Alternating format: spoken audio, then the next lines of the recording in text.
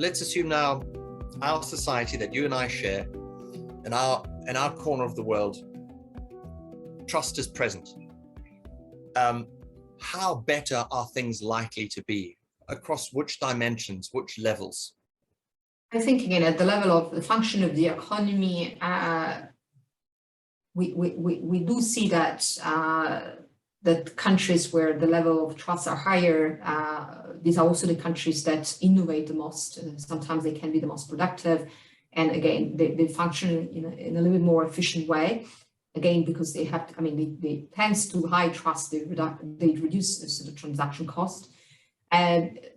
But it's not just about sort of the economic case or sort of, the economic benefits. As I mentioned, is also, obviously the social benefits from a high level of trust. So, these are societies, or the more trusting societies are also the societies with the higher sort of levels of social cohesion and solidarity. Very often there's societies with lower levels of inequalities, although, of course, all those things are very much correlated to each other. So sometimes you don't know, it's hard to distinguish between sort of the cause and the consequences. And probably, we know that there is an interrelation. So it is really a two-way street. It goes from one direction to the other.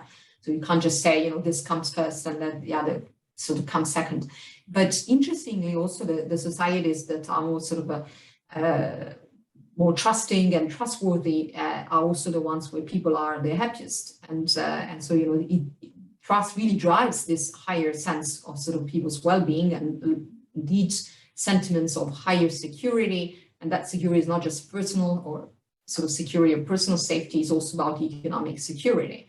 Because of course you always feel, trust brings you, the feeling that you are in it together. And so, regardless of what's going to happen to you, there's going to be sort of a social infrastructure there that is there to support you, obviously in the worst moment. And I think we saw that in action quite a lot during the pandemic. And in fact, I think the first months during the pandemic were quite distinctly, I would say, quite interesting, because you had a lot of, those episodes where people were helping each other, a lot of communities coming together and really sort of, I think, showing the value of trust.